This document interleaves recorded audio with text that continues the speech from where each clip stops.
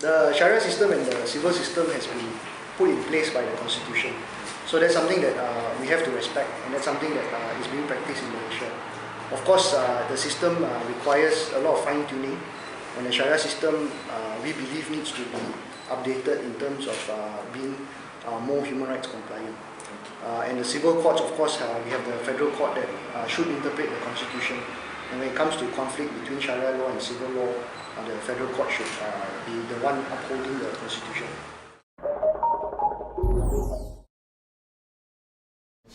My constitution started when we had a public consultation in July 2009 and asked civil society and Malaysian public in general, and many students especially, what they wanted to see from the Bar Council. And the singular voice by consensus, 100% consensus, unanimous, was to have a public education campaign, and the public education campaign focused on the Constitution. We have grown up in Malaysia saying the Rukun Negara, Kelurahan, Perlembagaan, but people don't understand what is Kelurahan, what is Perlembagaan. So we wanted to demystify that, make the Constitution very simple to understand, and we've managed to do that in 2 years. The response has been very good. The federal government and the state governments, as well as Barisan Nasional and Pakatan Rakyat, has supported us. They've given us funds, and we have gone around on road shows all around Malaysia, East and West Malaysia, and we will continue that post 2011. The public has been very, very receptive, I think, because for the first time ever, the government is supposed to be doing it, but the government has not done it. So for the first time ever, there is a education campaign on what the Constitution gives you and how it should be practiced in Malaysia.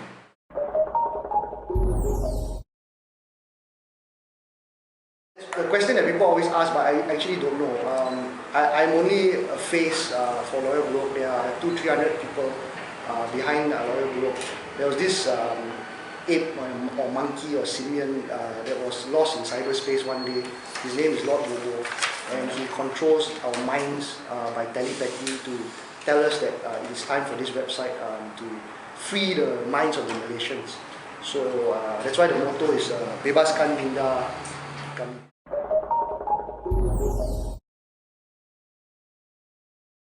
Voters to vote, apart from those people who are actually studying on government scholarship or who are working here in the military and government posts.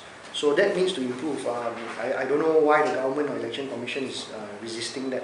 I think that's a basic right guaranteed under Article 119 of the Federal Constitution. So the campaign needs to continue.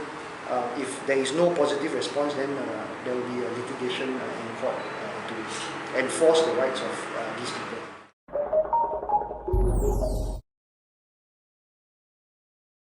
It's very good to have different type of movements, especially led by the youth. And I think your topic is empowering the youth for tomorrow. I think that's something that needs to continue.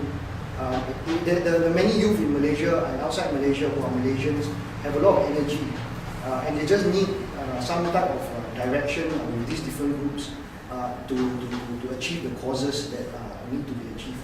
So I think it's very good, and what we do through my constituency and even Lawyer Bullock is to empower the youth to be able to go out there, speak to the people, work with the people, and empower them for a better Malaysia. I think it's not only about reading the books, because reading law is not about just reading and memorizing law. I think the mistakes that a lot of young lawyers make is that we come after university thinking that we know the world, thinking that the books is enough. It's not. Lawyering skills involve a lot of emotional intelligence. It involves a lot of dealing with different people. You deal with clients, deal with judges, deal with court staff, deal with your colleagues. Also taking the initiative to be able to speak out, not to have fear, and to have this culture where we believe in the freedoms and we believe in the rights that are enshrined to us in the Constitution, to stand up for it. So a lot of people, whether they are lawyers or non-lawyers in Malaysia, are very scared of these things. And as a budding lawyer, you need to stand up and be fearless to be able to ensure that injustices do not occur regularly, and to reduce the type of human rights abuses in the country.